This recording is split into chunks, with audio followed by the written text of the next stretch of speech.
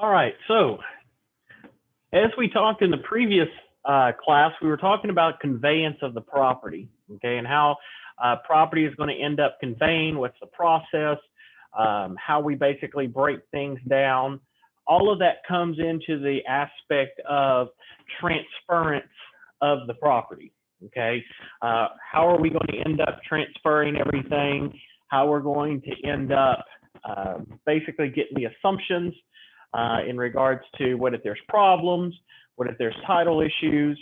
All of those are going to be elements that are going to be of most concern, okay? Now, in chapter 9, we're talking about transaction, the process, as well as the closing, okay? So our learning objective this evening is that we're going to describe the steps that are involved in the transaction, as well as from the process from when we initially get a contract all the way to closing. We'll prepare a list of tasks that need to be done for preparation for closing by the closing agent. And we'll also list the tasks to be done by the buyer and the seller before closing. There will also be describe a face-to-face closing, including where it might be held, individuals who attend, and any special considerations that may be occurring. We'll also identify the items to be deposited by the seller and by the buyer in an escrow closing. And we'll also discuss the impact of the Taxpayer Relief Act and the Consumer Protection Act on closings. We'll also identify the practices that are prohibited by RESPA, which everybody should have remembered from the last class when we talked about RESPA. That's the Real Estate Settlement Procedures Act. We'll also define the disclosures that are required by the Real Estate Settlement Procedures Act and identify items that are typically prorated at closing, okay? So before we jump into that, what we're going to do tonight is we're going to try to take a stance, okay, in regards to what it's going to look like from when you very first get a client, when you first find a client that comes in, all the way to where we are currently, okay, in regards to closing. So our goal here in this particular situation is we want to talk about the big picture. Now, you won't see this in any other class. This is going to be the only one where we actually take it from the very, very beginning to the very, very end. So what we're talking about today sums up your job as a real estate agent. So this one, I'm glad we fell this on a Monday after a break, because this is the one that you need to be most alert for. This is very important. So before you end up, we all understand in real estate, when you are working in real estate, you've all seen there's a bunch of junk or fluff, okay? Do you actually run around and say RESPA and, LIFRO and all these other things? No, we don't, okay? We do our job and we follow the rules that are there. So what we're talking about tonight is the entire process of how real estate works from the very get-go all the way until they move into the property. Okay, so this sums up what your daily tasks are going to be. All right. So the biggest and most important one that nobody spends a lot of time on is this slide right here. It's called the loan approval. All right. Tonight, I'm going to use a lot of examples, and it's because of the fact is you need to be aware of these matters. Okay, it's very important that you're aware of these. The very first and most important one is your client. When a person comes into a property, when they first walk in the door, what needs to end up happening is that client, they of course are most likely, they've looked online, they found a house that they love, that they gotta have, they've looked on Zillow or Realtor.com, and they're just in dire need to end up having this class or this house. Okay, they gotta have it. So they come in and they end up as a real estate agent, they walk in and they say, "Hey, Garrett, guess what? I wanted to let you know that I found this house at 123 Main Street, and Garrett, I am so ecstatic that I am so ready to go over here, and I'm just so ecstatic to move in. Can you go show it to me?" Garrett, do you think the first thing you need to do is if I send that to you, should you go show me the house, Garrett? Should that be your first step? What do you think? Yes or no? No, sir. No, sir. What do you think your first step should be, sir? Make sure that they're approved for a loan for Make certain that they're pre-approved. Very good there, Garrett. We want to make certain that that person is pre-approved, okay? We never want to go show a house without them being pre-approved. The worst thing you can do, waste of your time, is you go over and you end up, you say, you know what, I'm going to go show this house. Well, guess what? Mr. Garrett goes shows me this house. Say I'm looking at a $500,000 house, and we go through it, and I say, okay, Garrett, I'm ready to put a contract in. I'm ready, man. He says, all right, well, let me draft up a contract. So he drafts up that contract. Y'all saw how long that contract goes. So he goes over there, he drafts up the contract, he sends it over to Mr. Eugene. Mr. Eugene gets it, and he says, all right, Garrett, I will send that to Miss Linda, but I need you to send me over the pre-approval letter so I can show Miss Linda that that your client has the money to purchase the house. So Garrett's like, okay, well, let me go call Justin. Hey, Justin, can you go get pre-approved? I got a good guy. His name's Keith. He'll get you pre-approved, Justin. So I call Keith. Keith says, gets all my information. He calls back Garrett, and he says, Garrett, I hope you haven't spent a lot of time with that Justin guy. Well, what do you mean? Well, he's only going to be able to get approved for $100,000. So Garrett not only just wasted his time, he wasted Mr. Eugene's time, and he wasted, if Mr. Eugene told his client, which he should have, Miss Linda's time. So now you wasted all these people's time when there was no need, okay? So in that particular situation is you cannot, the key thing here is you can't go over and start off by showing the property. You should always get them pre-approved. Now, here's another thing you need to write down that's different. I don't think it's up here yet. No, I'm not seeing it. You don't want to get your client pre-qualified. Pre-qualified and pre-approved, two separate things, completely different things, is not going to be up, especially up to my standard. Okay, at my firm, not my standard. Your client needs to be pre-approved. If they're pre-qualified, what that means is Miss Linda has contacted Loan Depot, and Miss Linda has went in and she filled out all these numbers, and she was kept going through and filling out the numbers, adjusting them, and all of a sudden now she's got pre-qualified for $500,000. Do you think, Mr. Eugene, that Miss Linda at any point, do you think Miss Linda went in there and she ended up they actually ran her credit? No. That number, that pre-qualification, just basically says this, that Miss Linda, if all of this stuff she puts in here is true, then she would be able to be eligible for this. But we haven't checked nothing. So in that situation is, I could go in there and say, I make $10 million a month, and I'm pre-approved for $100 million. But they've not checked anything. It don't mean nothing. It's just my word of mouth. Exactly, Mr. Eugene. So in that situation is, you got to make certain, everybody, that your clients are pre-approved, not pre-qualified. Very important. So pre-approval up to a certain amount prior to selecting a property, extremely important. There are many, many, many different agencies, real estate brokers, that they'll tell you, go out there and show them the properties. It's a good learning experience. Go show properties. Okay, I agree with that, but you should only do that on realtor tours. The worst thing you can do in this industry that really drives me crazy personally is when an agent goes out, say for example, that Mr. Eugene, he's just got his real estate license, and Mr. Eugene is just stoked he got his real estate license, and anybody that walks in the door, he wants to go show properties.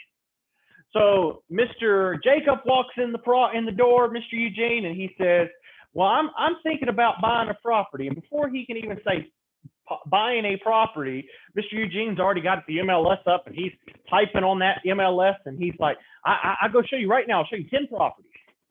Okay. Well, the problem is that's good for Mr. Eugene that he's out there, he's actually wanting to work, but it's bad in the sense that if I go over here and I'm listing a property and I see Mr. Eugene has went and showed my property, I'm going to assume that he has a qualified buyer. So I'm going to go tell my client, Mr. Keith, hey, Mr. Keith, just want to let you know, we just had a showing today. Oh, really? Yeah, we had a showing today. Well, call Mr. Eugene and see. So I call Mr. Eugene and he's like, oh, yeah, I was just showing properties. Now, what does that do? Well, number one, the biggest and most important thing is, to my client Keith, I look like an idiot. I'm just letting people show my property. I look like a big idiot, okay? You don't just go show properties. Your clients need to be pre-approved. You don't go just willy-nilly driving around. A lot of agents will say, well, what else am I supposed to do? Well, go get clients, okay? Real estate is about showing houses, but that's about probably 10 to 15% of your time. Probably 10 to 15. 80%, 75 to 80% needs to be you drumming up business. Knocking on doors, emailing, calling, farming. There's a million things you need to be doing. Sitting in an office with a desk and your laptop, playing video games, Miss Linda. How's that work? How's that? Is that how you drum up business? So, hold on, Miss Linda. Let me come back here for a minute so that you can tell everybody that. Let's put this a little closer. What'd you say? They're not going to come to you. You got to go to them. You mean, wait a minute. You're telling me that I actually got to get out of my comfort zone and I got to go work? Whoa, I'm mind blown. Mind blown. You mean I actually have to get out and talk to people? I got to work. I thought getting in real estate, you just sit in a desk and play video games all day and money just check comes in your pocket. That's not how this works? No? Man, I got the wrong field.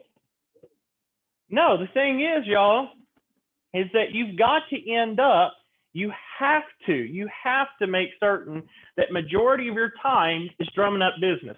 I saw a post this weekend. It's the most hilarious post I've seen. Woman ended up posting on this group that I'm in. She posted, she said, my husband has a lot of money. He owns 3 businesses.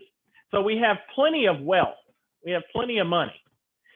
So I can buy as many leads as I want. Currently, I'm paying the maximum in Zillow and the maximum in Realtor. And I have been in real estate for 2 months and I've gotten no leads. She said, I get calls, but everything I get are junk calls. She said, I've shown properties and I've shown properties and I've shown properties and driven and spent a lot of money, but I have not got any qualified leads. My response back to her, did you get your clients pre-approved before you wasted your time? Well, my broker, which she was with a very large broker, my broker never told me any of that. They said this will be a good learning opportunity. I said, well, that's how they keep you busy so that you won't leave their firm. I said, they want you to do that. You need to get your clients pre-approved. It's the most important part. You've got to get them pre-approved. After they're pre-approved, it's going to give you that certain amount of how much they're approved for. And upon selection of that specific property, the borrower makes a formal loan application. So initially, you're going to get them pre-approved. Once they're pre-approved and they've selected a property, then they're going to make a formal loan application. Okay? And that's going to be, and you have to know this form, even though you're not a loan officer, you have to know the Uniform Residential Loan Application. That is the official form to make your application for the mortgage. Okay? Again, it is used by most lenders. That's where they'll catch you. Did I say all? Did I say most? Yes. All is not correct. Most is correct. And on this application, you are going to list your assets, your liabilities, and it's going to determine your net worth. So if you end up, when you're doing the uniform residential loan application, if your client, I always tell my people this, if they don't want to get a hurt like a credit ding, then what I tell them is I want you to list every single asset you have and every single liability you got. And if you're in the negative, most likely you're not going to get approved. Okay? Yes, Miss Linda. On this uniform residential loan application, Yes, ma'am. that is for your client to fill out, not for the agent. Client will fill it out on a deal. An agent never fills it out, actually doesn't even see it 99% of the time. Just curiosity. Yeah, you will refer your client to 2 or 3 lenders unless they have a lender of choice. You'll send them to 2 or 3 lenders. After you send them to 2 or 3 lenders, what ends up happening is they will end up, they'll go through, run all the numbers online, and they get a figure. You yourself don't get it. It's just a figure, if that makes sense. Okay? Now, upon selection of the specific property, the borrower will make their loan application, which is basically the lender must provide the borrower with a loan estimate of all closing costs involved in obtaining and settling a mortgage loan within 3 days. Very key there. After they fill out their forms, within 3 days of the application, they'll end up getting their estimate. And it will break down their cost of their closing costs that they have. Now, this is extremely, extremely, extremely important. These estimates are most likely going to be higher than normal.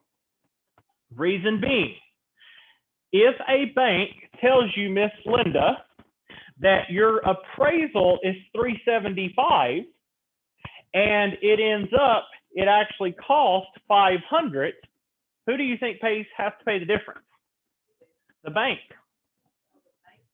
The bank has to, not you, because they gave you a loan estimate. So they will purposely shoot it higher than normal, because the whole purpose is if we shoot higher, what happens? We don't have to pay for it. It's better to be lower. Okay. So in that situation is they have to normally shoot them where it's a true faith estimate. Has to be as close as it can be. And it has to be done within 3 days. They will test you on that. You've got to know that. Okay. It's extremely important. Now, they will look at the credit report. They will review the credit, and they will look at the credit report and check. Now, I tell my clients this, and this is a prime opportunity. If you're going to come work with me, I don't know if other brokerages do it, but mine, this is a prime opportunity to sell yourself. What do you mean, Mr. Nobles, by selling myself? This is what I mean. If a client comes into you, most of the time, say Mr. Keith here, I got a question for you, sir. You got your microphone going for me? Yes, sir. All right, Mr. Keith, so you come up to me, and I walk up to you, Mr. Keith, and I say, hey, I'm looking to buy a house.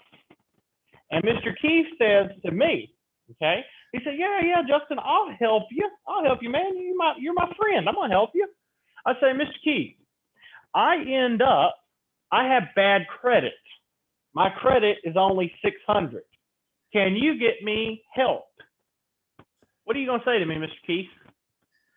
Yes, sir. You're going to help me. Yeah. You guess what most people say, Mr. Keith? What do you think they say? No. I can't help you. No, I can't. Or they'll say, oh, you got bad credit? Yeah, I can't help you. That's the biggest flaw you can end up doing if you're a real estate agent, is telling your client I ain't got time or you're not important to me. Okay? You have to, one of the key things, and I do this with my people all the time, we train on this. This is a prime opportunity for you to drum up business. Most people have bad credit, but if you have a good lender and you know what I know, you put those two things together, you can have a person in the house probably within a year.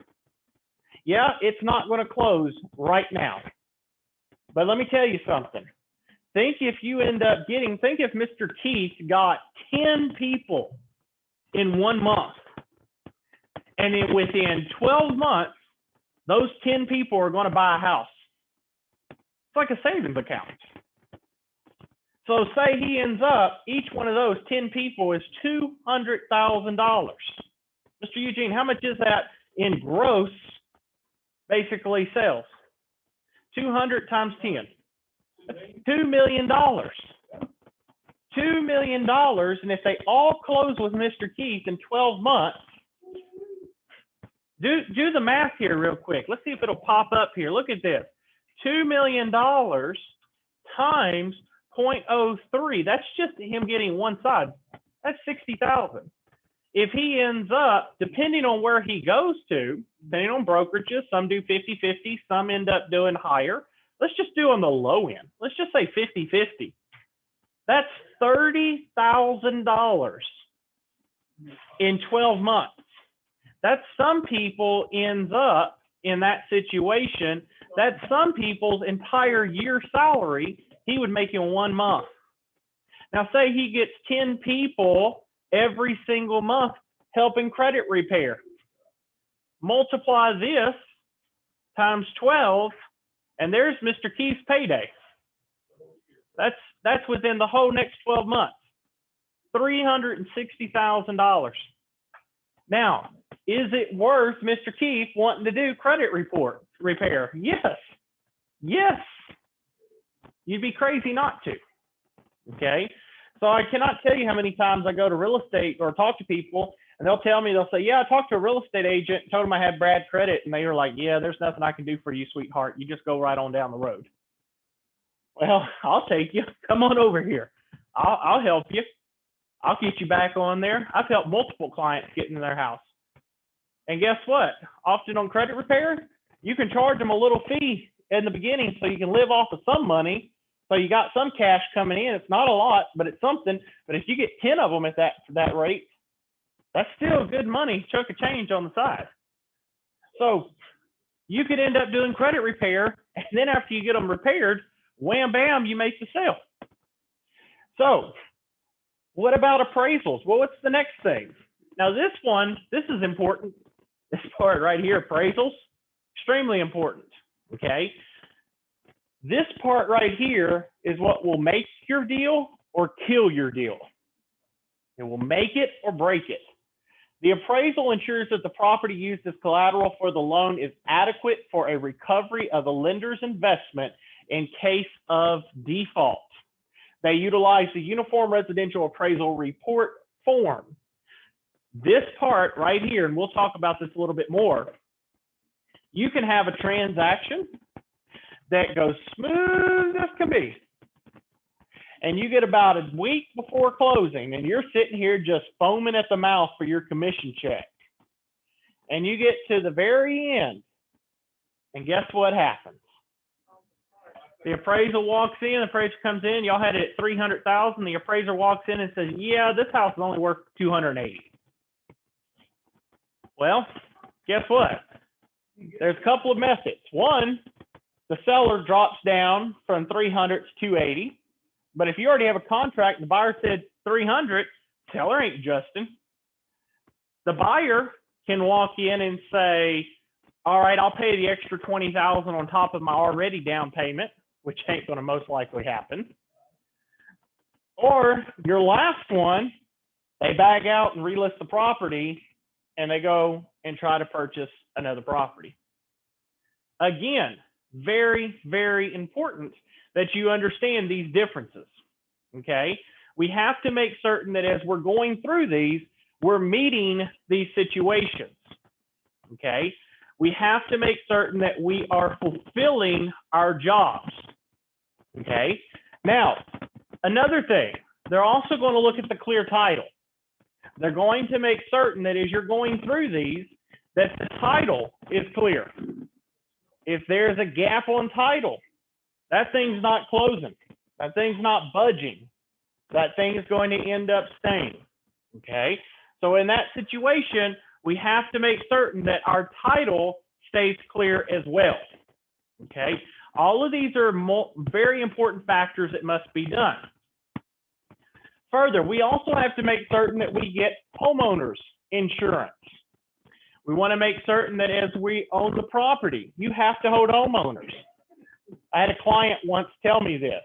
Client turned around and told me, said, well, Mr. Nobles, I can't afford my homeowners, or I dropped my homeowners because it got expensive. Guess what happens? You drop homeowners and they find out, and I promise you they will send you a letter that you must reinstate it ASAP. You don't reinstate it, then what ends up happening is they will go out on their own and get insurance for you and tack it onto your escrow. So you must keep your homeowner's insurance. Underwriting, this is the biggest one. So the initial person that your client deals with, the person that they initially talk to, oftentimes a mortgage banker or mortgage broker, is not going to be the same person that approves the loan. Okay? What I mean by this in this situation is the person that is underwriting it, which is the underwriter, is going to be the final authority of either approving, rejecting, or returning the package to process for further requirements. If in some situation we do not end up approving the loan, what occurs is that individual would have to either, they'll reject it, or they'll send it back for some changes, which that happens a lot. They'll send it back and they'll say, well, you need to get this, or we need to get that, or whatever, or they'll approve it. Now I'm going to tell you the worst case scenario that I've had happen in this point. My client went over there. And everything was going great. Thought everything was going perfect. Loan was going good, we thought. We were doing all the inspections, appraisals, and all of this. Well, our client worked for the U.S. Post Office. And so every now and then, the underwriter, the person that's writing, not the mortgage broker, the underwriter, will end up, Stephan, can you drop your head for a minute because you're blocking? Thank you, sir. When you're going through on this, we need to make certain that they went through, and we want it to kind of also make certain that the underwriter will, like, say, for example, let's put it this way. Say Miss Linda, let's just put it hypothetically this way. Miss Linda works for the post office. Mr. Jacob is the underwriter on Miss Linda's loan. Now, Miss Linda has been talking to Mr. Garrett. Okay. So Mr. Garrett goes over in this situation, and Mr. Garrett ends up, he's the person, your mortgage broker. He's been talking to you, Miss Linda. Well, Mr. Garrett is constantly talking. Well, the thing is Mr. Garrett doesn't always know what Mr. Jacob's doing, because Mr. Jacob is an independent third party that kind of reviews everything. So Mr. Jacob sends the UPS or the USPS a verification of employment. Well, it's got to reach Mr. Nobles, Mr. Eugene back there, okay? Well, Mr. Eugene, if you're a federally organized governmental agency, do you think it's easy to get a hold to you, Mr. Eugene? No? Should be. Should be, but unfortunately, it doesn't, does it? So what happens is Mr. Jacob sends that letter to you, or to the U.S. Post Office for HR division, and it's returned to Mr. Jacob. Well, what do you think Mr. Jacob's going to assume, Miss Linda, if he gets that letter back? She no longer works there. Uh-oh. So now Mr. Jacob's going to send it back to Mr. Garrett for returning the package to process for further requirements. And the thing is now Mr. Garrett has to call Miss Linda and say, Miss Linda, I just got notification from Mr. Jacob. Mr. Jacob told me that your verification of employment just came back. You don't work there no more? Oh, you work there? Well, can you find out exactly who we need to send it to? And so she'll go find out.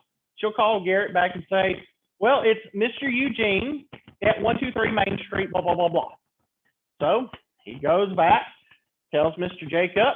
Mr. Jacob sends it off to Mr. Eugene, governmental agency. What happens? Sends back. Mr. Jacob gets to the second time, calls Mr. Garrett. Mr. Garrett, she's lying to you. She don't work there. She's lying. We got it back again. Mr. Garrett calls Linda. Linda, why are you lying to me? You ain't lying to me. Well, we sent it again. Declined. You explain why. I can't explain because I'm there. Miss Linda will be like, I don't know. So finally, what has to happen is Miss Linda has to go down there, go talk to Mr. Grossman, who's in the HR of her particular building, and Mr. Grossman has to get Mr. Eugene on the phone and be like, Mr. Eugene, we've tried to send 2 letters to you. Why haven't you received them? And finally, Mr. Eugene will say, what? Just fax it to me.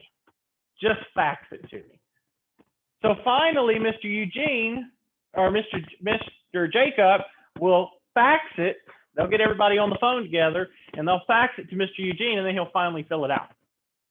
Well, what's the problem with all this? It may seem like, oh, that's no big deal. What's the problem? It delays it, especially if you're mailing by post office mail. Good luck. Okay, takes 7 days to get there. Then it sits for a little while, then 7 days back. Well, there's 2 weeks right there. Then you do it twice. That's a whole month. And most homes close within what? 30 days. So in that situation it's imperative that your client works and constantly is calling to make certain that not only their lender, but also their employer are playing together hand in hand. If you work for a small firm, yeah, it's easy to get a hold to the owner. It's easy to get a hold to the HR person. But if you work for a governmental agency, you got to get on the phone and call 1 million people until you get the right person. I can tell you, just working for a school, an institution like myself, I can tell you in this particular situation, when you're working with an institution, you end up, there's multiple people. There's multiple. And sometimes I go talk to one person and I'll say, well, yeah, I work in HR, but I don't do payroll. So you got to go talk to such and such in another city because they're the ones that do payroll. Then you go talk to that person and that person goes, oh, no. You got to go talk to such and such back where you were just down the hall. Then you go to that person. Oh, no. You got to go back way over here to that person. And then you go to this person and then you go to that person. That's how it works. Okay. So again, it's imperative. And I harp on that because I can't tell you how many times I've had real estate agents that they simply think this. I tell my client what to do. Go talk to such and such. Okay, now client, you go talk to such and such, and I'm gonna go sit over here and play video games. Okay, is that how it works, Miss Linda? No, you got to stay on it. That's your job. And guess what? That's right. Some of your clients are shy. Some of your clients don't want to be around them. And you're running out of time. And let me tell you something. You want to get yourself sued? You don't meet deadlines. The number one thing that real estate agents lose their license, get sued for, is that they don't follow up with deadlines. They don't meet their deadlines. They think, oh, I can amend this contract. I can amend it. No, you can't. You got to have all parties agree to it. And I've had it where people were like, no, you either get it done or we're out of here. And then guess what happens? And this is something real estate agents don't think about. Guys, I've been there before. When I was young, dumb, I didn't have a person that pushed me. I just thought, well, I missed a deadline, no big deal. That's how college is. You miss it, you just get a late payment or they'll pay. No, you miss something, you end up, your client loses their earnest money. Guess who they're coming after you for that earnest money? It's coming after you, the agent. The agent comes, Miss Linda comes to me and says, "Oh, Mr. Justin, I forgot. I missed that deadline and the earnest money got taken. What, can you write a check?" No, I'm not writing a check for your mistake. Don't ask me. You don't do your job. That's not my problem. I will teach you. I will train you. I will help you. But you don't do your job. That's not my problem. Okay? Very important in this situation. The last and most important thing, final approval. Okay? The final approval is where it's valid for a limited time under the agreed terms and conditions. So once everything is done and the underwriter says, "I approve it," when they approve it, it's called clear to close. You might want to write that down. When an underwriter approves the loan, it's called clear to close. Okay? And it's valid for a limited time. Don't think that, "Oh, we got clear to close. I'm good. I'm good for the rest of the year." Nope. Sometimes you may be good for 24 to 48 hours. And if your client doesn't close within that time, guess what? You may have to wait another 30 to 60 days. Okay? So it is imperative that you meet these deadlines. There is no point in this process that you get to go and no point that you get to just sit there and whistle or play video games, okay, or watch TV. There's none of that time. You have a deadline that you must meet, okay? Now, before I jump into this one, I'm going to tell you. So basically what's happened so far, your client has gotten pre-approved. Your client has found a home, and your client has ended up, they selected the home and completed the approval process, okay? Now, all of this has not happened. The underwriting and the final approval has not all happened yet. They put it all in here, but these things are still going on in the background. Your client doesn't get final approval and underwriting and all of this before you do inspections. I just want to make that clear. This is more stuff that's happening while that ball's rolling. So think of it as two machines running at the same time, okay? And you as real estate agent, you got to make sure both of them are running at the same time. Because if you stop focusing on this one and you're over here focusing on inspections and this one stops and this one keeps going and you go, go, go, go, go. And then all of a sudden you get to the end and you're like, well, why ain't this one going? Oh, crap. What? The deal's falling. Oh, crap. I missed the deadline. Oh, crap. Now my client's got to buy the house and they don't have the loan. Oh, crap. Now they're suing me for 3 times the amount of damage that I caused. Oh, my God. Now I'm going to jail. Can't do that stuff. You have to stay on top of everything. You have to keep the ball rolling. You got to keep them both rolling. So that's why I tell people all the time, after they receipt a contract, okay, after a contract has been receipted, you better still be calling everybody, okay? You better still be calling and checking in. Just because you receipted a contract and you let this is the biggest one, just side note if you want to put this down, most real estate agents, they'll go receipt the contract, okay? They get the contract, they selected it, got everything together, they got the contract, they went down and they receipted it, they come back and they'll go into whoever their transaction coordinator, if they have one, and they'll go and they'll hand it to them, and then they think, okay, good, now I can go do inspections. And then they go do inspections. And then after inspections, they do the amendment and they get all the stuff done and they got it all ready. And after they've wasted about 15 days of their 30 days, they're like, man, I need to call in on that lender and see how the loan's going. Hey, so-and-so lender, how you doing? I'm good, man. How you doing? Oh, I'm doing good. So how's that loan going with ABC? What are you talking about? Yeah, you know that one that I put under contract, you know, about 15 days ago? What are you talking about? Well, you know, the one I receipted it, right? I have no idea what you're talking about. You don't know what I'm talking. You got the deal, right? No. Oh, shoot, I never sent it to you. Now, guess what happens? You didn't do your job. You didn't notify the lender. You didn't text the lender and tell the lender that you did it, and you've done 15 days worth of work, and you've been doing all this stuff. And guess what happened? You missed the lender. So you wasted 15 days. The lender could have already had everything done, and you ended up screwed it up. And now that whole transaction may end up going down the toilet. And while you're flushing that down the toilet, there goes your client's earnest money down the toilet because you failed to do your job. And guess who gets to pay for that? You do. Not your broker. You do. So if your client put down $5,000 in earnest money and they lost $5,000, guess who's writing that $5,000 check? You are, out of your pocket. Okay? It is imperative you stay on top of these things.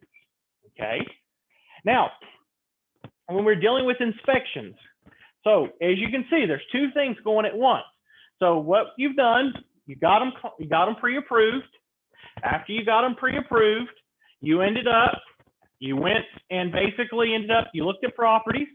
Your client has seen properties, has selected a property. You have submitted a contract, the contract we've been talking about. You've submitted the contract, you've negotiated, they have signed a contract, and it has been receipted with the title company, okay? And you have now notified all agents, so you, the other agent, the parties, and the lender have all been notified. After all that's been done, now you go and schedule inspections. You never schedule inspections prior to the contract being signed.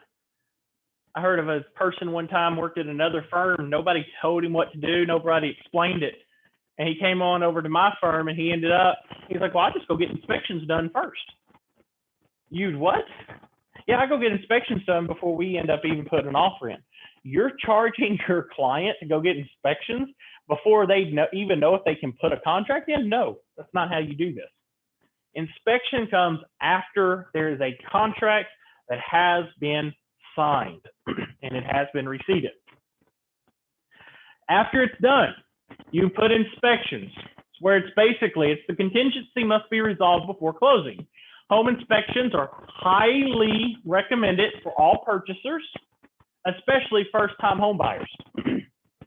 Ms. Linda, why is it important that first-time home buyers, why is it important that they know about the home inspection process? What's so important about it? Because that's where you're gonna find out if there's major issues. That could be roofing, it could be AC, it could be electrical, it could be flat. So you find out a bunch of issues, basically. Major issues. Okay. Is that a big thing? Yeah, so we can add up money big time. It can add up money big time. You're exactly right. If you're a person that buys a lot of properties, you kind of know how much it's going to cost. But if you're a first-time buyer, you never bought a house before, you don't know what to be expecting. You have no idea. So what happens is after you've received a contract, you have a very limited time to do inspections. So, for example, say that I end up getting a 7-day period and I receipt my contract on a Saturday. Day one starts when, Mr. Grossman? No, it starts Sunday. Does anybody work on a Sunday? Nope. So one whole day of your option fee is what? Wasted. You don't count Saturday, not on that one. You count Sunday. So you lose that Sunday. Then you have Monday, Tuesday, Wednesday, Thursday. So you got Sunday, Monday, Tuesday, Wednesday, Thursday, Friday, Saturday. Now, you're right, Miss Linda. You're not losing that current Saturday. You're using that last Saturday, and you're losing that Sunday. So really, you only have 5 days to do inspection. Now, a lot of people say, well, that's fine. That's a week's worth of work. I can get that done. Well, here's the thing. Do you think inspectors work around your schedule? No. No, they don't work around your schedule. They work around theirs. I just scheduled an inspection. Soonest he could get me in was Thursday. Thursday. So think about that. If I wait till Thursday, that's 4 days gone. I'm gonna have my inspection. That leaves me +1. Well, here's the thing. I end up on Thursday, I do the inspection. He doesn't get the report back to me till say 6 o'clock in the evening. I get my stuff back and I see that, oh goodness, he said in the inspection that guess what? That I need to end up, that I need an HVAC technician and I need an engineer to check the structure for the foundation. You gotta figure out those parts. Now, guess what? He said I got to do those, but I have 1 day. Now what do I got to do? Yeah, I got to pull something, right, Miss Linda? I got to pull something to make that happen because not only do I have to have those inspections done within that day, but I also have until 5 p.m. and you better write that down. I have until 5 p.m. on the last day. I have till 5 p.m. on the last day. I don't have till midnight. I have till 5 p.m. So say that the inspector, the HVAC specialist, gets out at 10. The engineer comes about around 2. I get their reports, say around 4. And we find out that there's a lot of negotiation needs to be done. I have 1 hour to negotiate, and hopefully, my other agent that I'm working with will actually answer the phone and negotiate with me. Because let me tell you, that's is where I get as a broker. A lot of agents end up, they come in and they're like, Mr. Nobles, I only got 30 minutes left. What do I do? What do I do? Well, you better go in and get your client to sign a termination and send it over to terminate the contract. What do you mean? I'm going to lose. I did all this work. You failed to manage your time. You failed to manage your time. Since you failed to manage your time, you cost your client their house because of your failure to manage your time. So when it comes down to it, you have to make certain that you're managing your time, that you understand what you're doing. Because these inspections, while 7 days may seem like a lot of time, 7 days goes like that. Quick, gone. Look at today, it's Monday, and look what's ended up happening. We're already past the whole day. It's almost evening time. It's almost ready to go to bed and start Tuesday. Time blows by, okay? Understand, it is imperative that you understand that just because you order one inspection does not mean that that inspector does not want what we call specialist, where they say we need an HVAC or we need somebody else, okay? Now we're going back to the other one, okay? So we're bouncing back and forth here. So now we're going back to the other machine here. So remember, one machine is we're going out doing inspections, due diligence, all that stuff. Now back over here, we're jumping back over to lender and title, okay? Now we want to make certain that the lender is going to require proof of clear title before granting final approval of the loan. So we got to make certain that the title commitment is good. Did the title work that Mr. Garrett did, was there any gaps on title? Was there any issues with that? Sometimes you may get another party that will only allow your client 5 days to do objections to title. So what ends up happening in this situation, if the contract says 5 days to title commitment, and remember you got 7 days to inspections, you're doing inspections and you're doing title and you miss one of them, you can screw your client, okay? Extremely important in these situations, because if your client does not object to the title work within the time that's stipulated in the contract, guess what?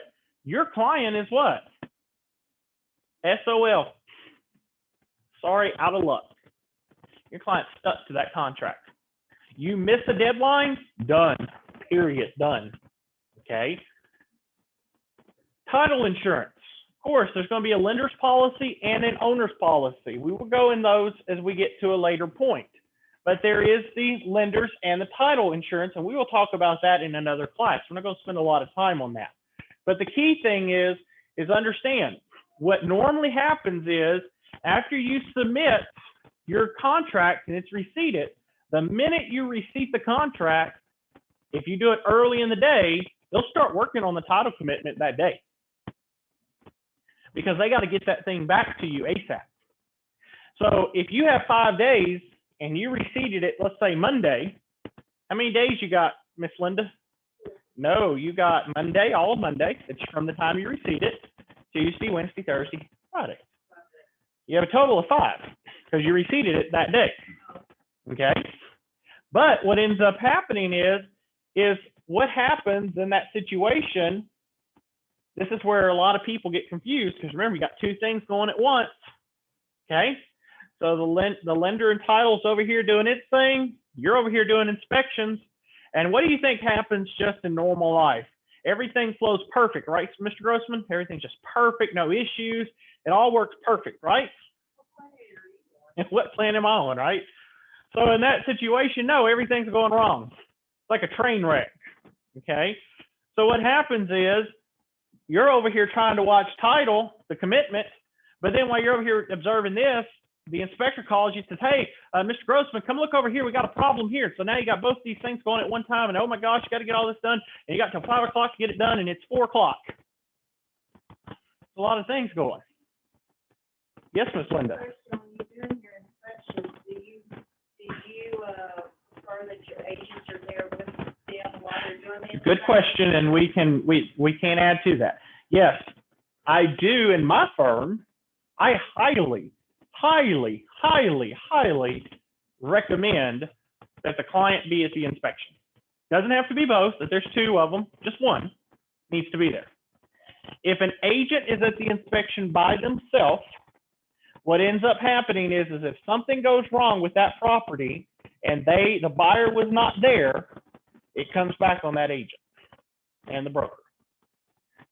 One client must be at the inspection. If the inspector, now this is one of the things that people ask me all the time, well, it conflicts with my schedule. I got another showing. Not my problem. Move that showing. The agent and the buyer need to be at the inspection. No ifs, ands, buts. No matter how much you trust that inspector, they need to be at that inspection. Unless there's something, maybe an illness or something that they don't want them around or something, but it needs to be in writing that they understand it. Okay? If they don't want to be there, it needs to be in writing.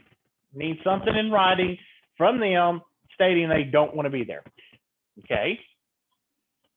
So, again, like I said, you're going to have multiple things coming at you at one time. That's why a lot of times my clients, they're like, well, I never hear from you. It's because you're not there watching what all I'm juggling here at one time. If you ever see those commercials where they're juggling like this, and they're just juggling and they're just juggling, and then all of a sudden they fall and everything just goes everywhere. That's what happens when I'm ending up. I have what I call, thankfully I've not had this happen in a long time. That's what I call a micromanaging client. A micromanaging client is one that wants to know every single little detail that you're doing. Did you write your name on that yet? Did you cross your T? Did you dot your I? And you're over here juggling, and all of a sudden you trip and you miss something because they're taking your attention away from what you're doing. Okay. One of the key things I tell people is, yes, you keep your clients updated. The best way to keep your client updated, text them.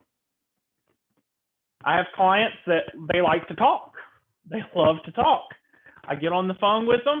It's a 50-minute conversation just to tell them I received the paperwork. That's all you had to tell them. Best way to do it, send them a text. Paperwork received. Okay. You have to keep your concentration on everything. It's your duty to your client to observe, make certain you're watching everything.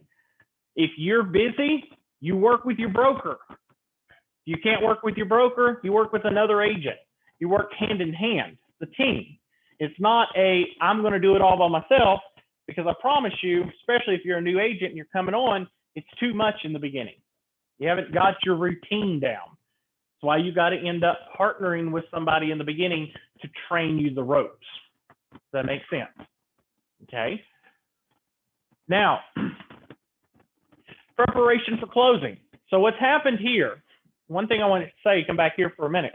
When dealing with inspections, after inspections are done, 99.9999% of the time, there's always going to be a problem with the inspector finds, period. It's just going to happen, okay? You're going to negotiate those things. You will do an amendment to change the contract to have those things fixed. You have till 5 o'clock of the last day. And I've had this question, that's why I take a moment to explain this.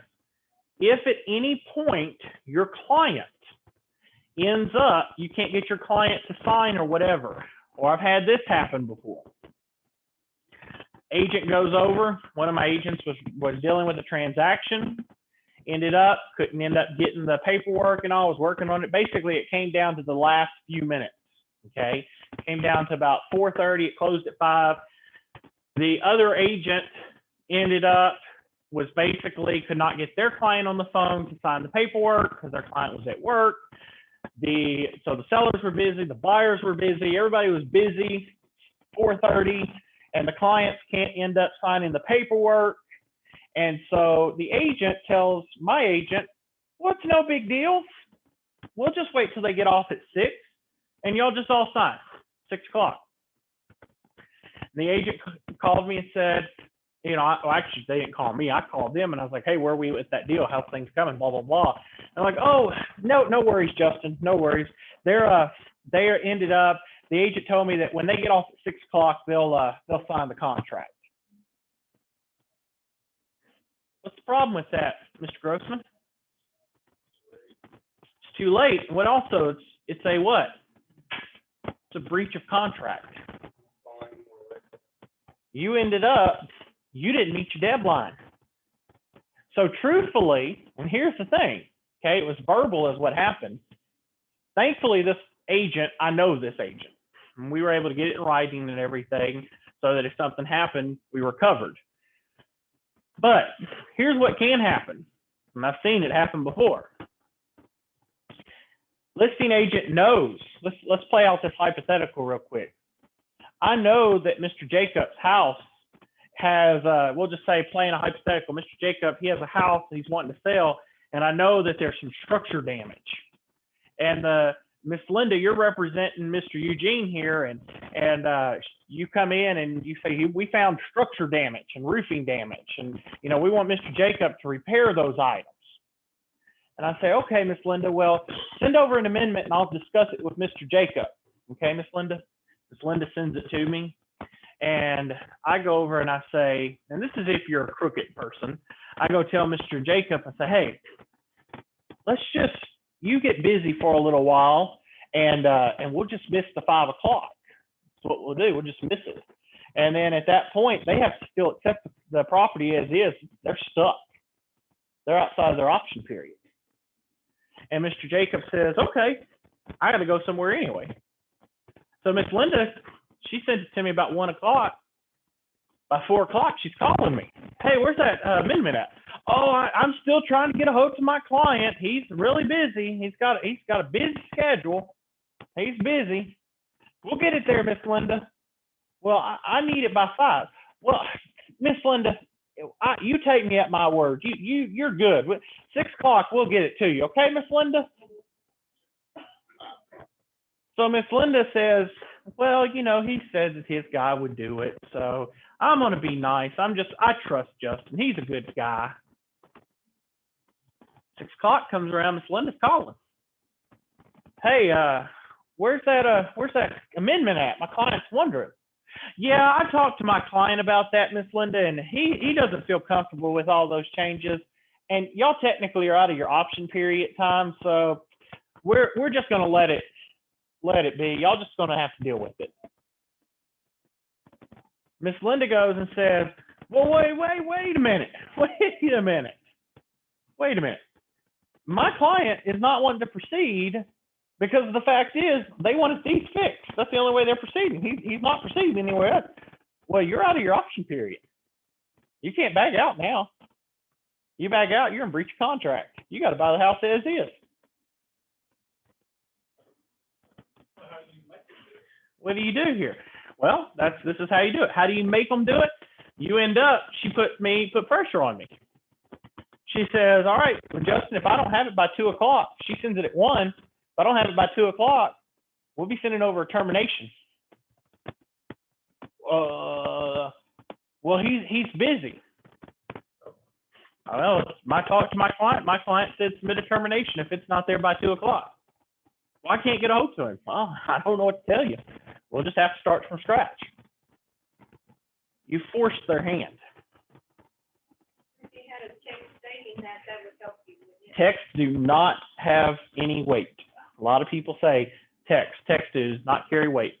It needs to be in an email, and it needs to have their information on it, their broker's information. It should have a lot of stuff on it showing that they have it.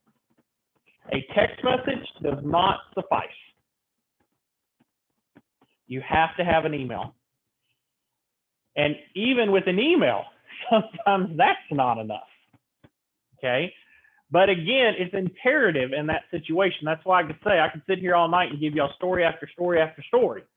But the key thing is you have to be aware of these different situations because they do arise. And there are agents that are out there that, yes, there are agents that you will get very close with and you will get to know, and they'll be like your family.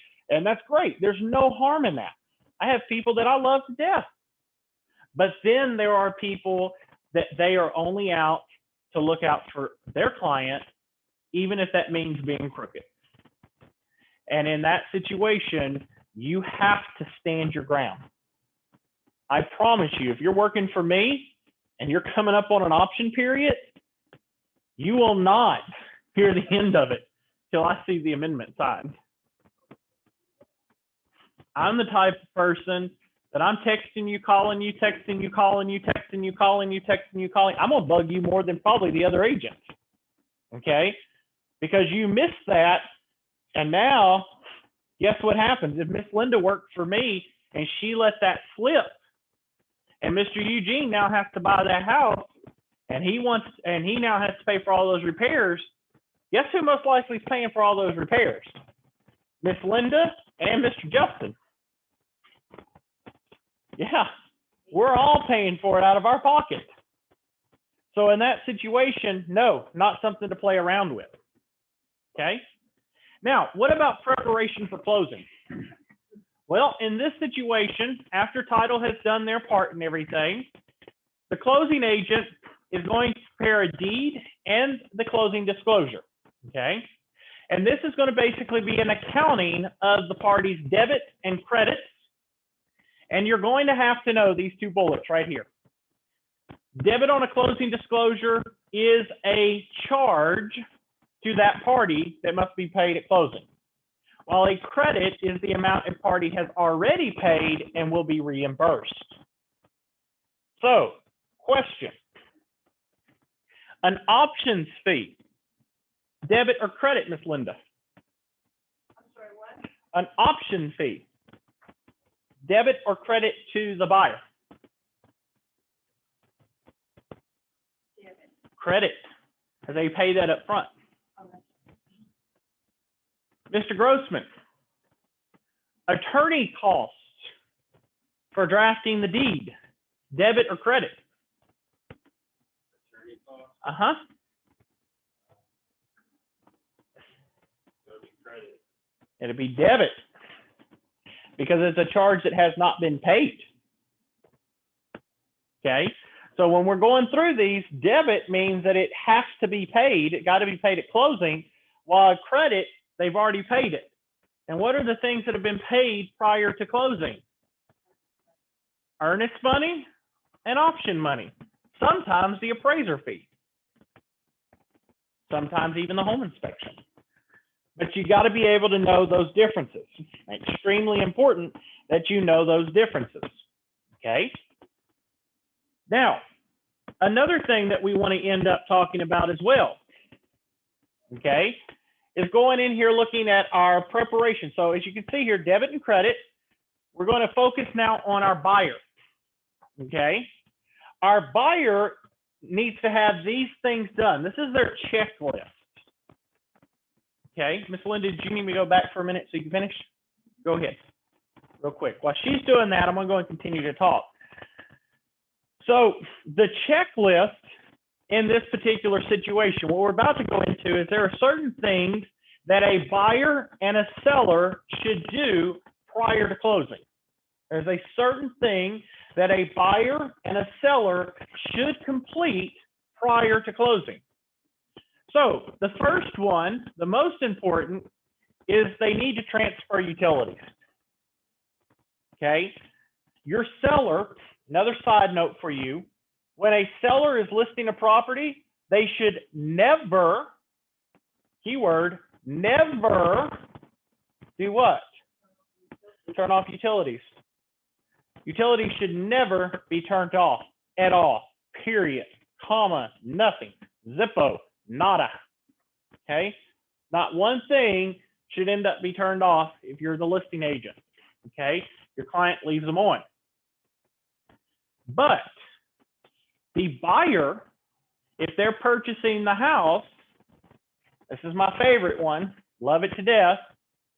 The buyer, if they're closing on a Friday, you should tell your buyer when to go down to transfer utilities, Mr. Garrett. The day after closing? No, sir. Day before closing, actually, if it's on a Friday. And I'll explain why. If it's on a Friday, and nowadays, especially if you're in a city, they now are able to turn off your utilities with a click of a button at their office. They don't even have to go out there to the property anymore. They just click on their deal, power off, okay? If your client ends up, the seller's gonna say, shut off my utilities the day of closing. If your client, buyer, turns them on that day of closing, guess what happens? They're not gonna get that request until probably Monday. If they wanna move in on Friday, they're not going to have power Friday, Saturday, Sunday. They will not be able to move in until Monday. The buyer should end up transferring utilities the day before closing. Yes, Miss Linda.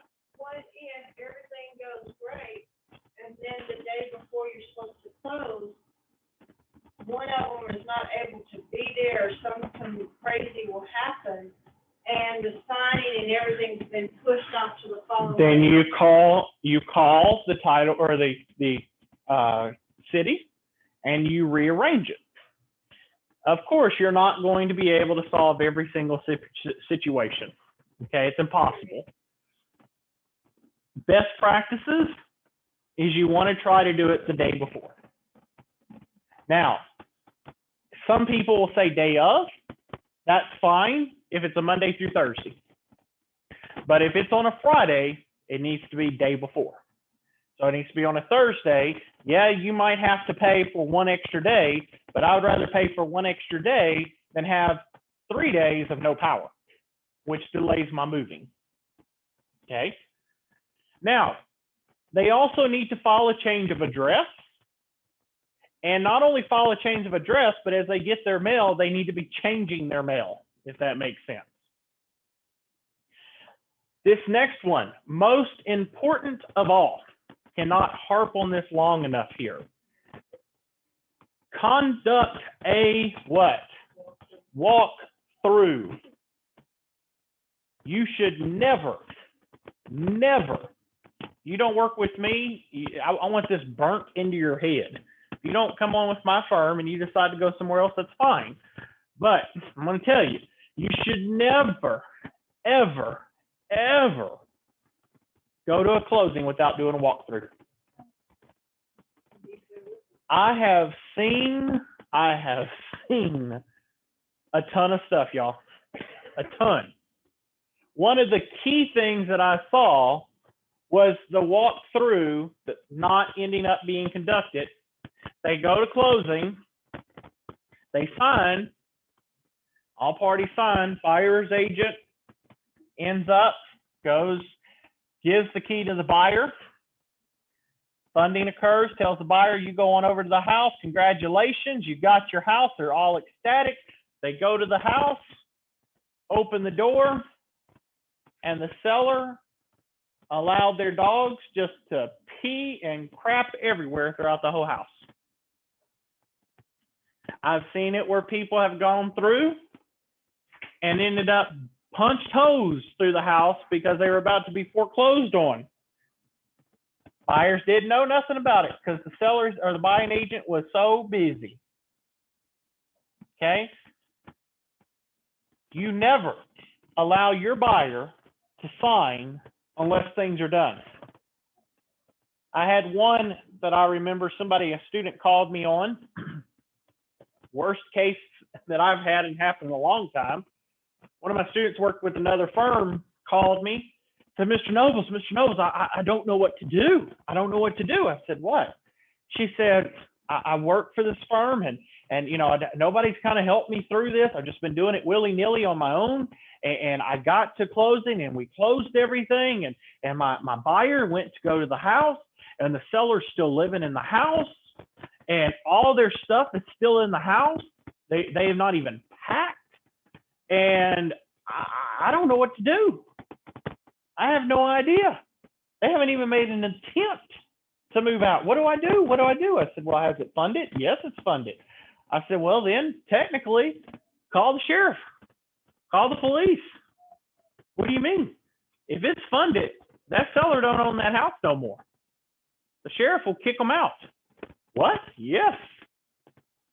She said, well, nobody's helped me. I said, well, you need to find somebody that's going to help you. Because the fact is, guys and gals, that's not something you want to look on you. That makes you look bad. Okay? You have to always conduct a final walkthrough.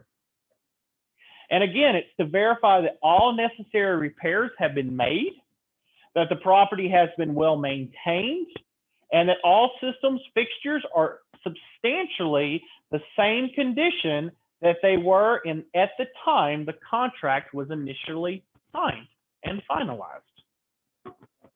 See, here's what I do. I normally myself, I never let a seller repair nothing. Learned that lesson way back when I first got my license. Most guys think that they're Bob the Builder.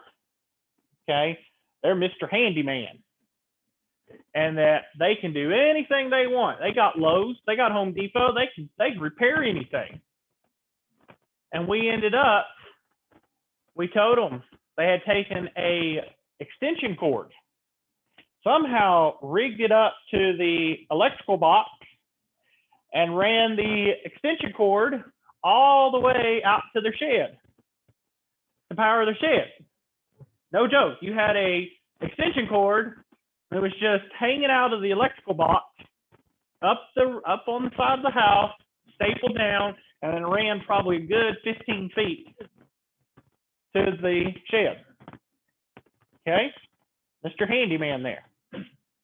So my client buying the house said, I want that fixed by a professional. So the guy, it was one of those I'll never forget. The guy decided that we want it professional, and we did not define the word professional. So he got online, and he got educated in becoming a professional handyman. Went and looked up the site. It's like $50. You go get your professional certification handyman deal. And he went out and he went and instead of hanging the line, he dropped it down, dug a hole, and just dug it under the ground. Instead of it hanging, it's under the ground. And we had a big old issue. Well, you didn't define the term professional. So now when I write contracts, I define it as licensed professional. But the key point was this. The biggest point was this. Was the fact of the matter is that you never, ever, ever want to allow a person to go over. You do not want them to go and end up basically the key thing is you don't want the seller to repair anything. Think about it from this way. When you trade your car in, if it's everything falling apart on it and the place you go, they say, well, Mr. Eugene, you know, we need you to fix the belt on the motor here. And once you do, we'll buy your car. Are you going to go get a high-end quality belt to fix it? Or are you going to find something in your shed and try to fix it? Yeah, he's smirking back there, as he knows he's going to look in his shed and try to find something to fix it. Okay? So the key thing is you don't want somebody to be fixing your stuff with stuff that ends up they're selling it. They don't have no more interest in it. If they had more interest in it, they'd still be there. You don't want your client fixing things, period. Okay? So again, what I do is I normally don't even allow the seller to fix nothing. I just say, seller, give me money. We'll fix it after we move in. Mr. Grossman, you're buying the house. Mr. Eugene, you're giving us $5,000 to fix the stuff. You got $5,000. You can go fix that stuff on your own. You go get your own professional. Okay? But in that situation that's the key. It's the easiest thing. And do you have to worrying about repairs or any of that stuff? No, you don't. You don't got to worry about that. Okay? But the key point that we want to say here is that we have to make certain guys and gals that if they are going to repair it, you do multiple walkthroughs. Another thing I encourage my clients to do, drive by. While you're in that 30 days you're waiting, you keep driving by that property. Keep driving by that property. I don't care if you drive by every night, drive by it. The buyer or the seller needs to know the buyer is watching them. If the buyer never comes back by until the last day of closing, you have no idea what that seller's doing. You need to be driving by. I always encourage, there needs to be, if there's a 30-day contract, there needs to be about a 15, 16-day inspection, and then there needs to be your last inspection prior. So you have first seeing it, 15 days, then a day before closing. You've been in that property 3, maybe 4 times, okay? Do not ever, ever, ever have this occur. Had a client or an agent before call me. Said, Mr. Nobles, I got an investor that's out of Georgia.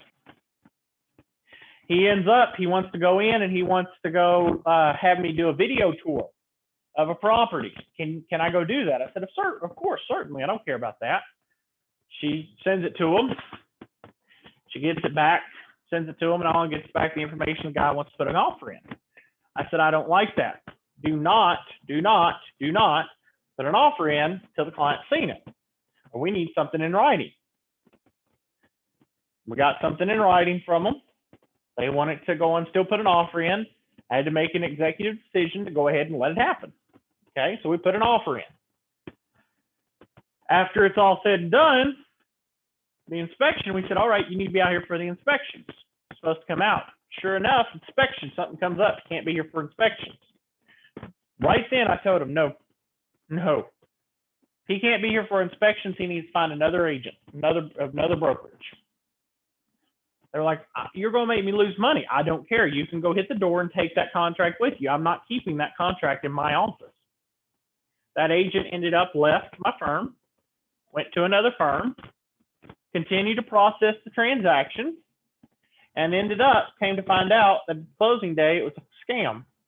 It's all a big scam.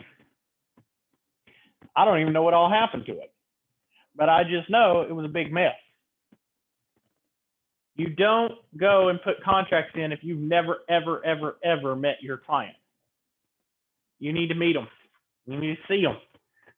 They're out of state. That's fine. We're all out of state. But if you're buying a house, you will make a trip down. Any common, reasonable person, if they're going to buy a $200,000, $300,000 home, yeah, they may ask you to go do a video tour. That's fine. You may put in a contract to get it under contract. That's fine.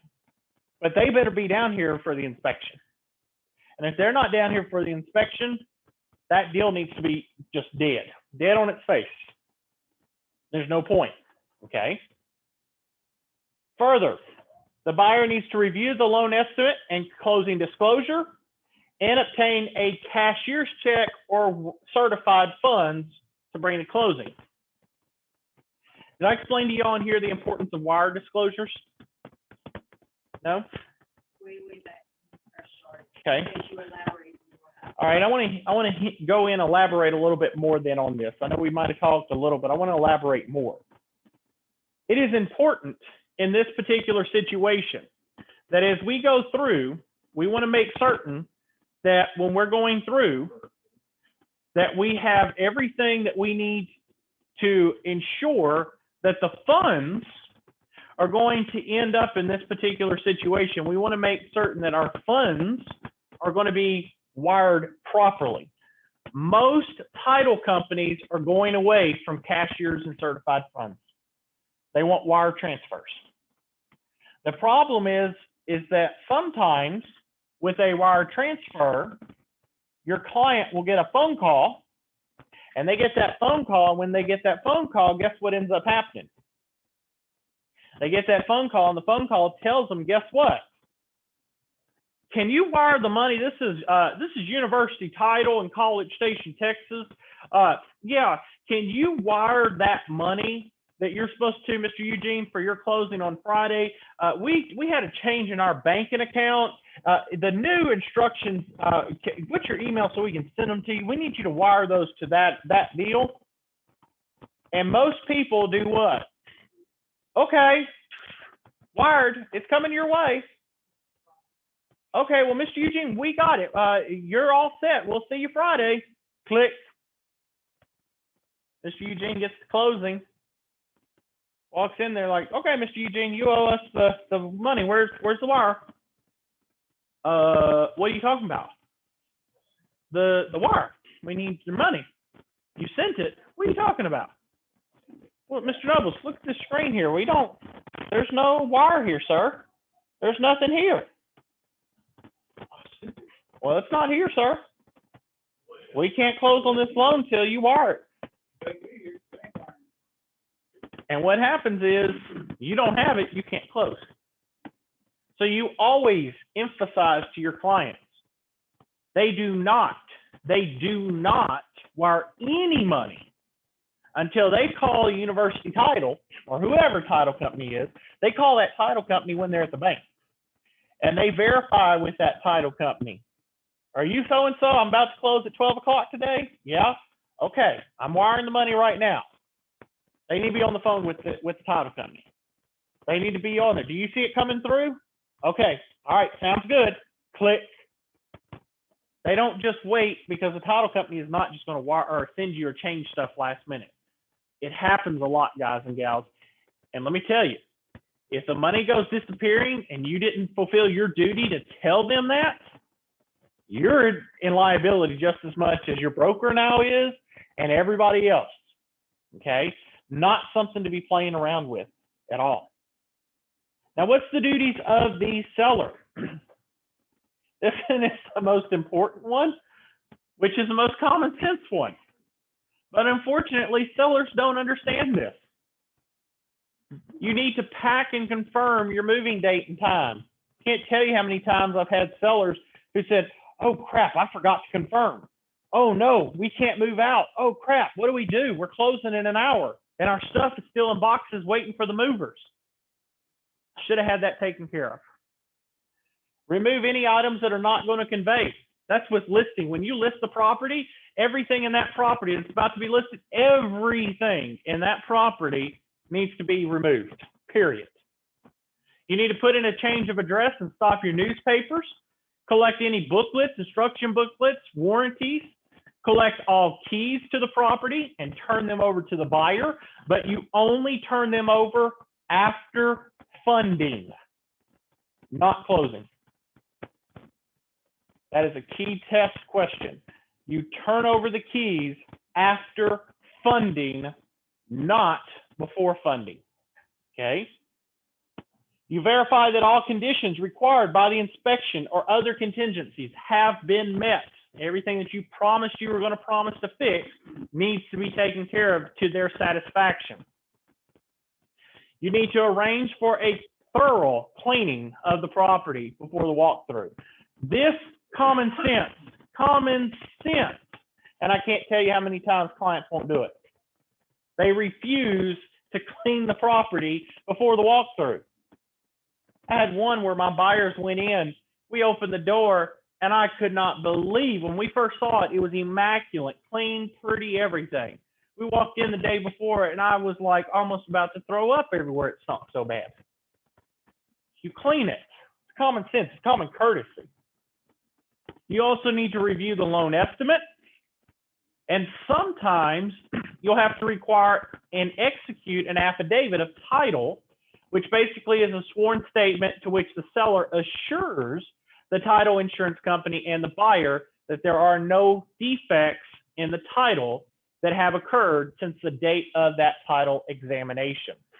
Okay? At closing, in this particular situation, when you're sitting at closing, again, this is dependent on the state that you're in, but depending on the state law and their local custom, closings will be conducted through either a licensed escrow company, in which the parties may execute documents separately and they never meet. Okay, that happens in Texas. Or they can be a face-to-face meeting of the parties at the escrow company, title company, lender's office, or attorney's office. Same situation. In Texas, we can do an either or. You can either do face-to-face and you both see each other, or you can never meet. You never see what each other look like ever in your life. Okay? But again, these are the two separate options. In an escrow closing, an escrow holder, which is called an escrow agent, is going to be a disinterested third party authorized to coordinate the closing activities. Now, this person in Texas is oftentimes going to be a notary public. This is what's called a loan closing specialist. Okay, and if any people ever want to know how to do this, it's real simple. The job's simple. All you do is you end up, a title company or a lender or whoever will contact you. They'll say, Mr. Garrett, you wanted to, we need you to close a loan for us. The parties get off at 7 o'clock and they need somebody to close, do a mobile close at their house. We'll pay you $175 or $200 to go out there and close the loan for us. It takes you approximately about an hour and a half at the longest. You go out, you sign the paperwork, you put it in an envelope, you mail it back to them, and you get your money after closing has occurred. This basically is a closing specialist. All you've got to have is a notary license, and you have to be certified. That's simple. Certification courses, I mean, I teach them. It's like a weekend's worth of work. One weekend, you get certified, and you can end up start practicing and making extra cash on the side. A lot of real estate agents that are knowledgeable end up doing this, okay, just so that they have side money. Another one, like it says, the broker, of course, turns over the earnest money to escrow agent, who deposits it into a special trust or an escrow account, and the buyers and sellers turn over the required documents and deposit to the escrow agent prior to closing. That's one method that can end up being utilized. Now, understand that the IRS may require completion and submission of a Form 1099-F for a statement of income to the seller showing the seller's Social Security number. And the seller may be exempt from paying, though, capital gains tax under the Taxpayer Relief Act of 1997. Okay, if you are a single person, you get $250,000 capital gains tax exclusion. If you are married, you get $500,000 taxable relief. Okay, so how that works is, say that Mr. Keith purchases a property, his primary property, for $100,000 in Navasota. He holds on to it for 10 years, and Mr. Keith ends up, after 10 years, Mr. Keith goes over, does his 10 years, he turns around, and he now ends up, he sells the property for $350,000. How much of that do y'all think Linda, how much of that's going to be taxable to Mr. Keith? How much? The original amount. 0. Because what was his cost of the property? 100,000. He sold it for 350. You don't count the cost, you count only the profit. 350 minus 100 leaves him what? $250,000. How much did I tell you was his taxable exclusion? 250,000. Therefore, Mr. Keith owes 0 in taxes on his transaction. The key thing, there are certain exclusions, and y'all can read through those, and we'll discuss them as we get into finance. But again, these are some of the methods that are there. Does that make sense? Okay. Now, the Dodd-Frank Wall Street Reform and Consumer Protection Act. We will definitely spend a lot of time on this one in finance. The goal is to protect families from unfair, abusive financial practices. It's also to consolidate the accountability and responsibility, which is the Consumer Financial Protection Bureau, which is the CFPB. Okay. Again, I'm not going to go in a lot into this because finance, we're going to spend an entire section on this. You just need to end up knowing what that breaks down to.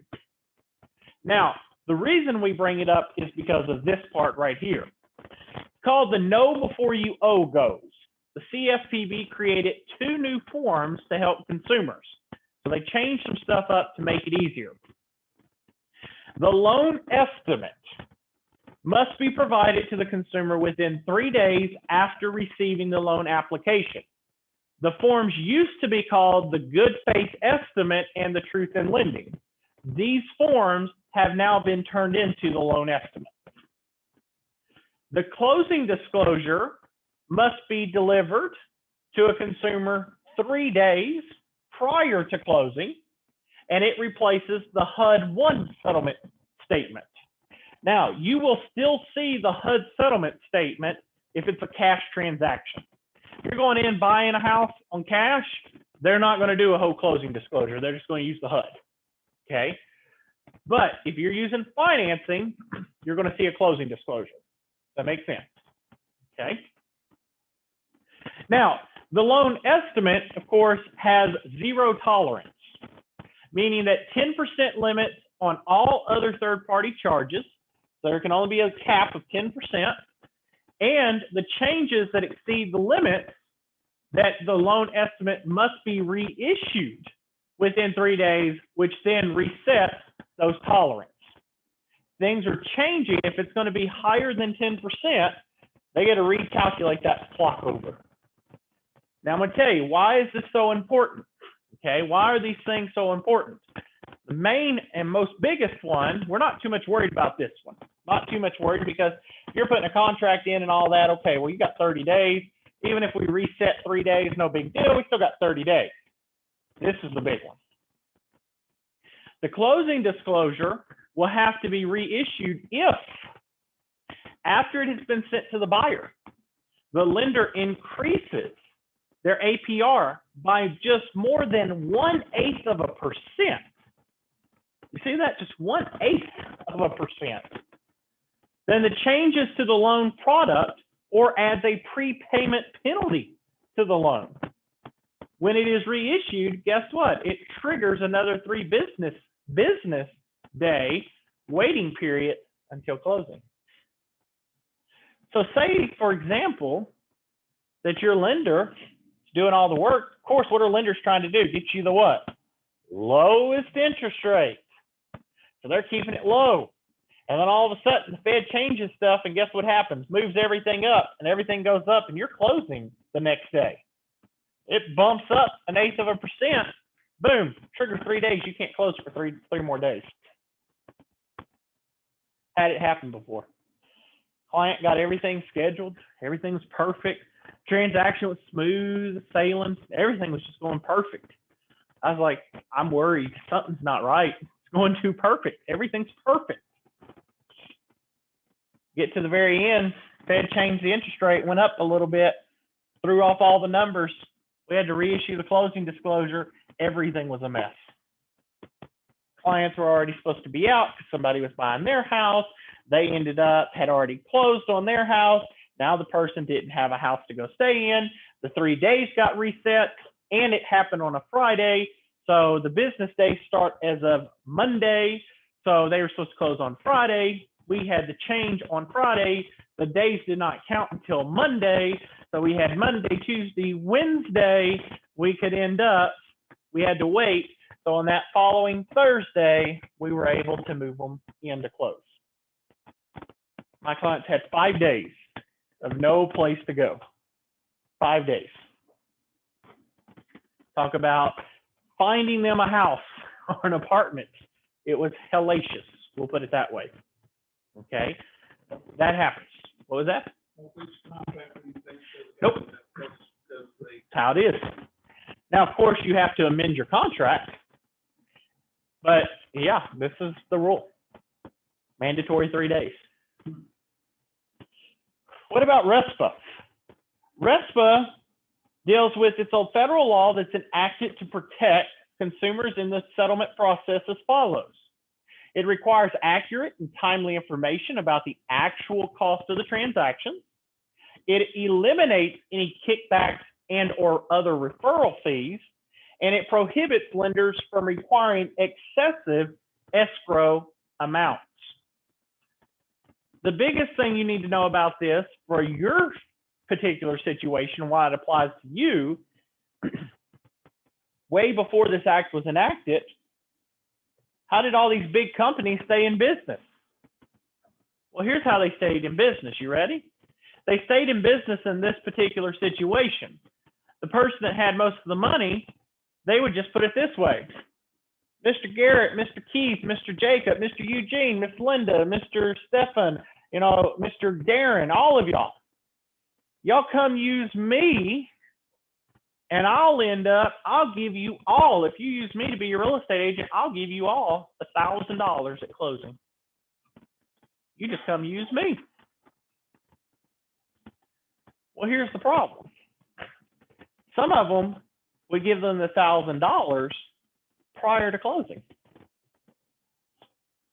Some of them would give them $1,000 to refer people to them. See, here's the thing. You can give money back at closing. You can.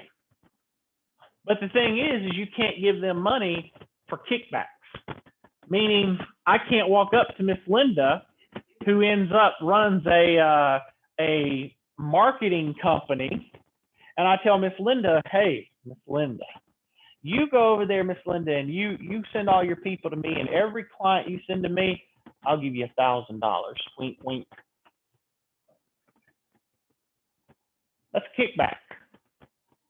You cannot end up paying people for referrals. All you can pay, Mr. Grossman, do you remember the amount that you can pay for a lead that I could pay Linda? Do you remember what it was? It's $50, but it cannot be in cash. It's got to be in a gift card or $50 of value, meaning like maybe a basket, a thank you basket or something. But I cannot give her $50 in cash. So, well, the reason they did it was this point, was we level the playing field. Because what now happens is, if you're Keller Williams, and I'm a small Nobles Realty Group, Keller Williams has millions, probably billions in the bank. I ain't as big as them. For my area, I'm a mid-sized firm.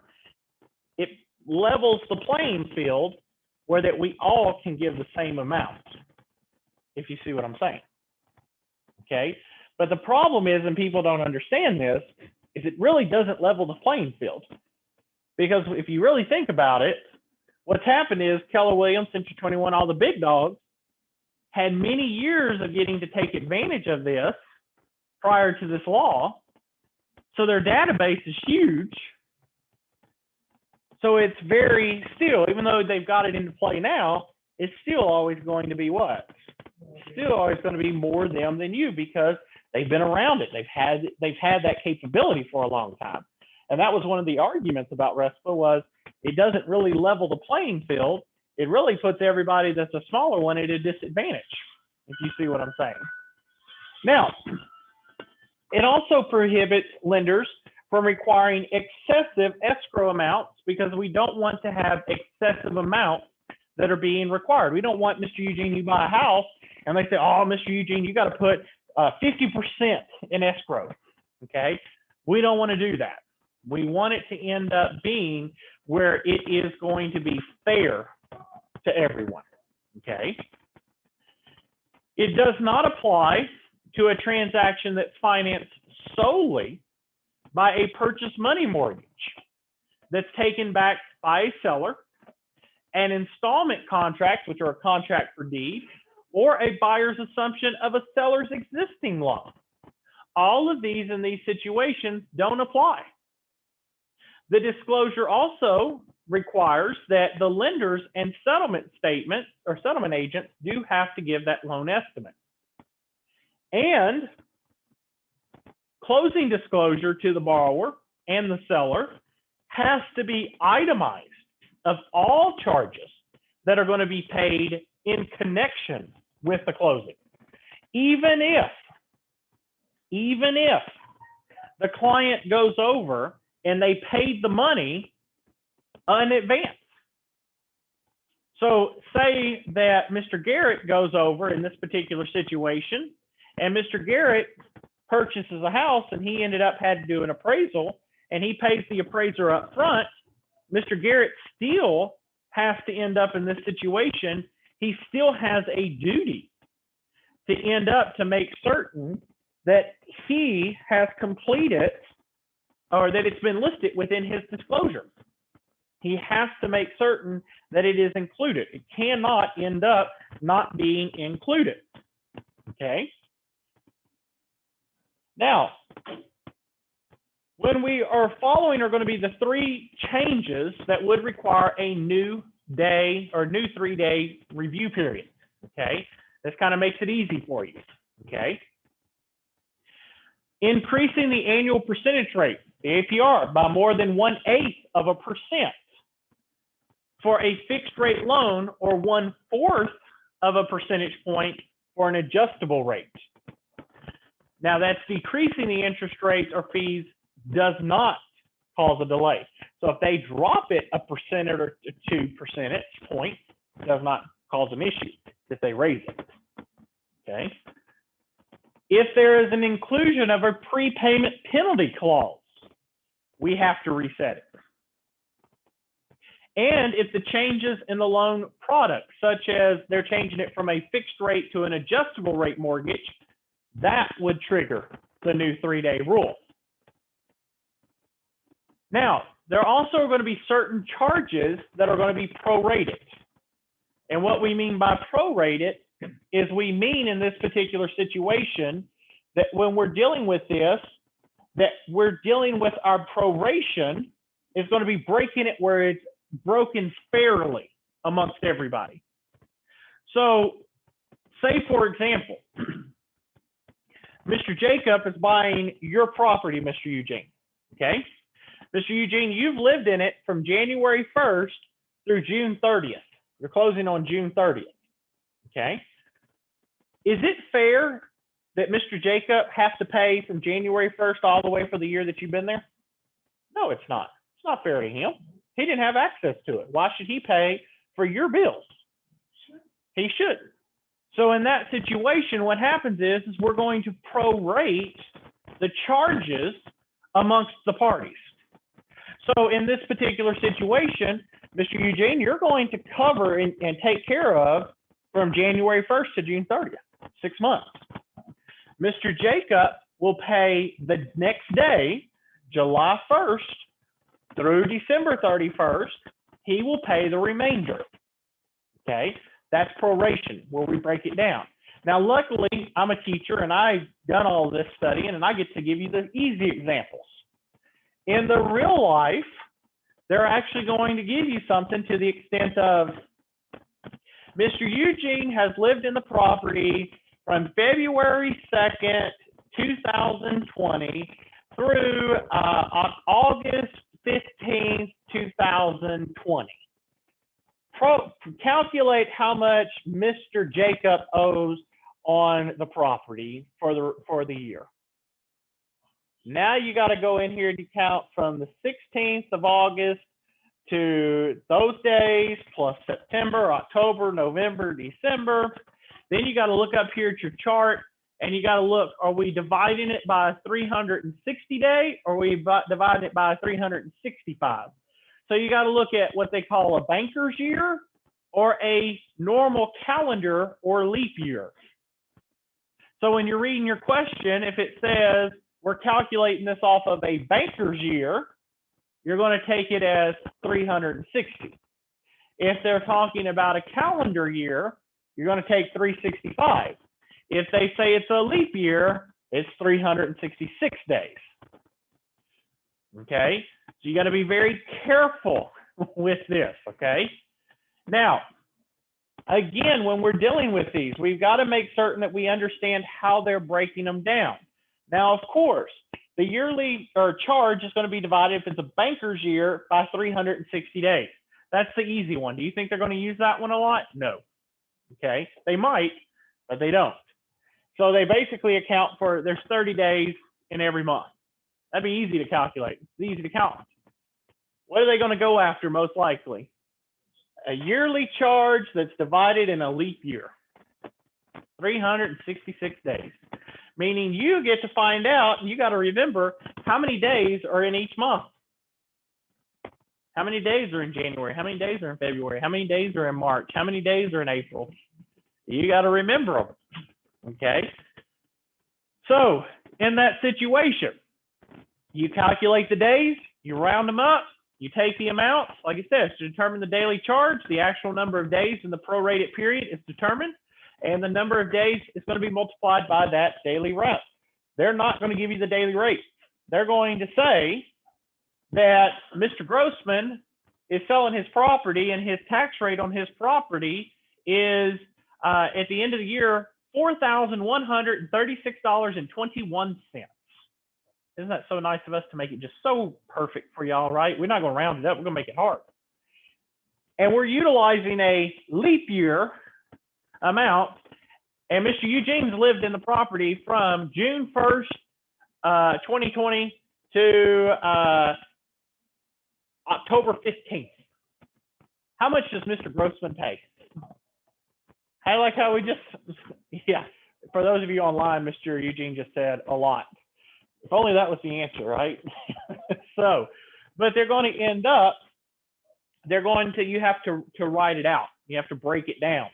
So you have to know how many days are going to be in each and every single month, okay?